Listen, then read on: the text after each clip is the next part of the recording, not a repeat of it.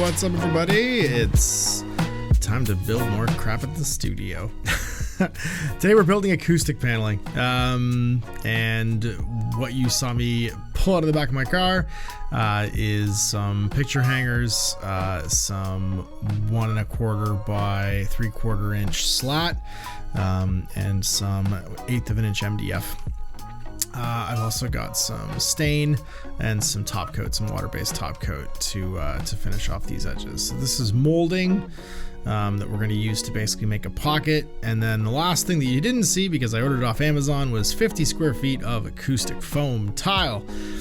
Because acoustic tile, I needed to do this as an experiment. I wanted to sound like proof. We're not soundproof, but basically create a good audio space in the small office. And I also wanted to test these panels out to use in the soundstage eventually. And whenever you order stuff off Amazon, especially if it seems like a good deal, sometimes it just isn't. So this was the plan. I was going to make these because buying them is hideously expensive, but to make them, I think all in to do this is probably $100 to do 4 2x4 foot tiles. And just for the record, like a single acoustic ceiling tile now is like $90 in Canada. So this was a big cost savings thing for me. So what I'm doing here is I'm just using my miter box. I've got this old harvest table that was actually my grandfather's that has seen some action. I think my dad's rebuilt about a bajillion pieces of machinery and cleaned a lot of firearms on this thing at some point, so it's in rough shape. But it's a great work table, and my folks actually dropped it off at Thanksgiving, which was a couple weeks ago. And this is really simple, just a 45-degree miter cut on these pieces of framing, this molding. This is 1 inch 90-degree like crown molding, edge molding, and then I just glue and staple it. And once it's glued and stapled, you are then going to glue and staple in. It's just like making a picture frame, basically. You're going to glue and staple in the 1/4 inch MDF, and that's going to give you backing. Now, because you're losing a 1/4 inch on either side, you're going to have to trim these. Like, they're not going to fit immediately, so I had to trim a 1/4 inch off each side, so I just clamped it down. And because I got an 8x4 sheet of 1/4 inch, just like wall sawed into 4 pieces, I just clamped all 4 pieces together and then took a 1/2 inch off each side, just to make sure there was like lots of room for it to fit inside these frames once I made them. And then with that like proof of concept of the first one done, because I was paranoid, I cut the rest of the molding and then miter boxed it all down so that it was all ready to glue and staple, and I could have all the boxes basically made at once. It's really funny. Normally I will just screw down my miter box into whatever like work table I have, and all my work tables are, you know, they're covered in paint and beat up. And I was like, this was the only table that was kind of clear when I went to start building these, and I was afraid to like damage it. Not damage, I mean it's already super damaged, but I was afraid to like screw into it because I didn't want to leave a big hole. Anyway, and the irony was that when I looked at the table, there was already like a screw hole that had clearly been used like a dozen times to put a miter box in this thing, and I was like, oh yeah, of course my dad had used a miter box on this at some point. Look at this table.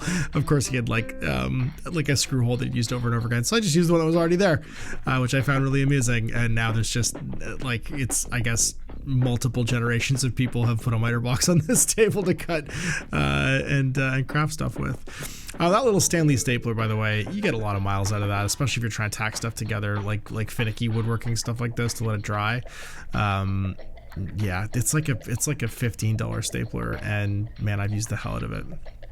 So once these pieces are all done, you can see I'm going to throw in some glue, staple these down, and then I'm going to throw in that piece of MDF, and then staple along there, make sure it's tacked down, and that wood glue is going to make this thing rock solid when it's finished.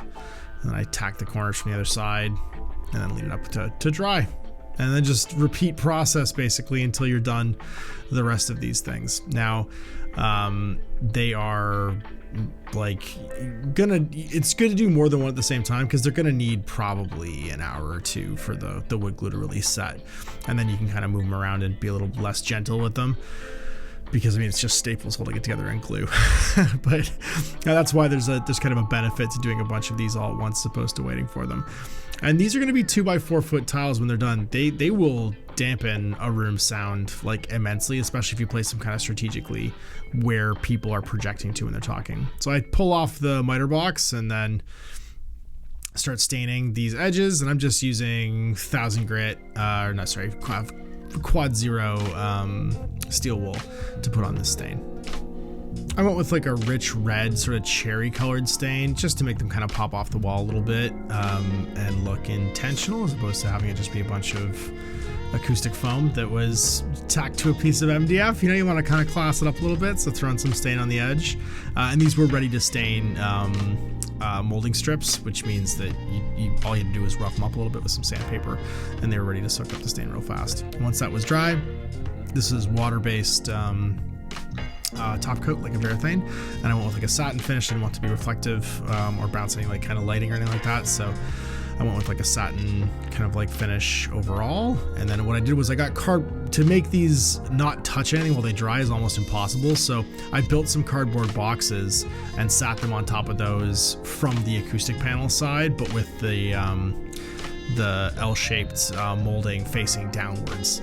So on top of another drop cloth, just so that when inevitably some drips came off of the varathane, it would just drip onto the drop cloth instead of on the floor. But that held them up nicely and meant I didn't have to, I could stick my arm underneath them basically to pick them up, as opposed to touching them, and then let them dry. So a couple hours, the stain was dry and the top coat was dry. I had the loading bay open. I went and started to spray adhesive in these tiles. Now you have to trim 2 of them to make them fit that 1/4 inch on all sides smaller size. And I did the variable pattern. I will say I was standing there in Home Depot hemming and hawing over spray adhesives, and the Gorrilla Glue one was like $5 more than the LEPAGE one. I ended up the next morning going back and buying the Gorrilla Glue one, because these foam tiles had basically all fallen out of their casings, which I was super pissed about, and were on the ground. But after that, yeah, the Gorrilla Glue spray adhesive, much better, and secured these down immediately, and I've had no problems with them. So that's pretty much it. I think that brings you guys up to speed on everything I've built in the warehouse. You can see I still have the shrapnel laid out over here of the build for the acoustic panels. And we're doing pretty good. We've gotten to the point now where I can start thinking about getting rid of the last of the stuff that needs to get organized, or throwing it into the dumpster. And you can see here the finished tiles. So this is what they look like when they're all said and done. When I came in the next day, all of this one was on the floor, and all of this one was on the floor as well. I think maybe it was a little too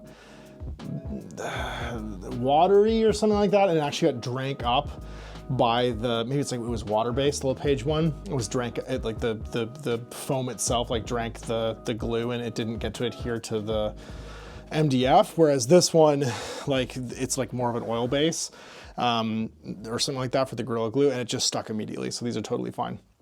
And you can hear the difference. That's why I wanted to shoot this walking in from, and I'll walk back out so you can hear the difference. Like, even in this room, it's going to be slightly more echoey. And then when you get back out to here, you can hear the echo like crazy, right? Where the audio all of a sudden goes bouncy, bouncy, bouncy, bouncy, bouncy. So I wanted to have a space where you could get nice clean audio captures and film smaller games and chats and stuff like that. And this room is now, with the door closed especially, well and truly audio like baffled, which is great. So some of these things are also acoustic paneling without kind of knowing it. This guy over here, Kid Cudi, is an acoustic panel. What they are is they are cloth, like fabric prints that I wasn't afraid to screw up because I only got them for $5 on Amazon.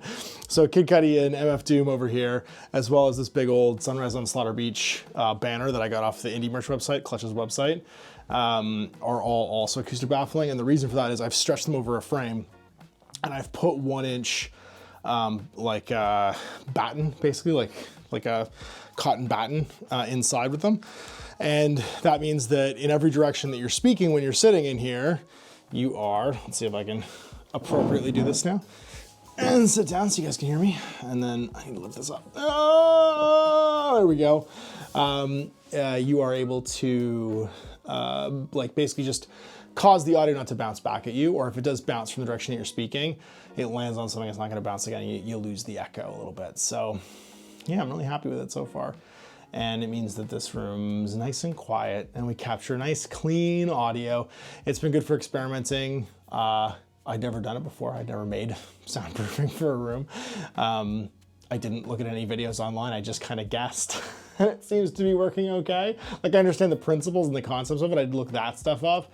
When I went to actually make it, I was just like, I'll just figure it out. I'll just build things. This is what I do. I just make things sometimes. So yeah, so I'm pumped to have more people in here and get to sit and chat and then move on to applying what I learned here to get the sound coming from the big warehouse space in the soundstage to be as good as the sound in here is the goal. So this experiment's kind of allowed me to do the learning that I needed to do to make that happen. So anyway, thanks for watching me build more stuff. And come along more with the journey, and I'll keep you updated for whatever the next step is.